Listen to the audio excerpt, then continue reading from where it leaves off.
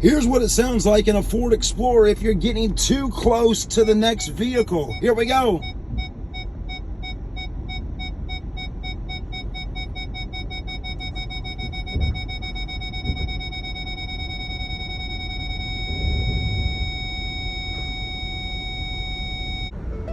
And if you've ever wondered how close is it really, right?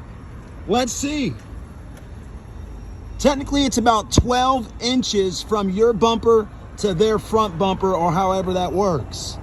If you have the guidelines on your screen in some of your vehicles, the first line closest to the bottom of your screen there, closest to the car, is about 16 inches from your back bumper.